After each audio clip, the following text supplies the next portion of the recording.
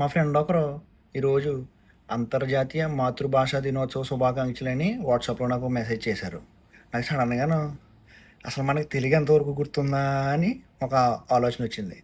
సర్లే ఒకసారి రాద్దాం అని ట్రై చేస్తున్నాను.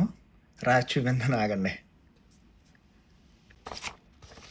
రాసి 2, 3 చోట్ల ఇక్కడ రాశాను ముందు, తర్వాత ఎలా వచ్చింది రైటింగ్ చూసి కొంచెం రైటింగ్ అయితే ఇగ్నోర్ చేయండి. అయితే రాశాను మాత్రం. నాకైతే ఇంతవరకు గుర్తున్నాయి, అన్నీ కరెక్ట్ అని అనుకుంటున్నాను నేను.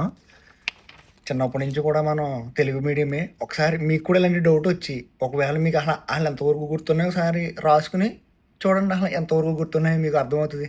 మనం అనుకుంటాం రోజు రాసియే కదా గుర్తుంటున్నాయని, కానీ మనం ఏం చేస్తున్నాం, ఎక్కడ తెలుగు రాయట్లేదు. అసలు తెలుగు రాయడం మానేసి తెలుగు ప్లేస్లో ఇంగ్లీష్లో రాస్తున్నాం తెలుగుని. ఆ టైప్ అలవాటు అయిపోయింది తప్ప ఎవరికి తెలుగు పదాలు ఉండే కొద్ది మర్చిపోతున్నారు. సో తెలుగు వచ్చిన వాళ్ళు ఒక్కోసారి గుర్తు చేసుకుని ఇంట్లో పిల్లలకి తెలుగు ఎలా రాయాలో నేర్పించండి కొంచెం. ఎందుకంటే మన మాస్టర్లు మనకు చాలా కష్టపడి నేర్పించారు. మనం చేసిన వాళ్ళకి వాళ్ళు చాలా కష్టపడి నేర్పించారు. నాకు కనకం సార్ గారు తెలుగులో ఫస్ట్ స్టార్టింగ్ కనకం సార్ గారు, తర్వాత వచ్చేసి ఒక 6th క్లాస్ నుంచి ఏమో ప్రభావతి టీచరు, అనురాధ టీచరు, తర్వాత ఇంటర్లోనేమో మన ఎఫ్డిటి సుపరిచితులు రుద్రరాజు, రామకృష్ణరాజు గారు, ఆర్ఆర్కే సార్ గారు డిగ్రీ వరకు. వాళ్ళందరికీ చాలా నమస్కారం అండి. నాకు ఇంకా తెలుగు గుర్తుంది.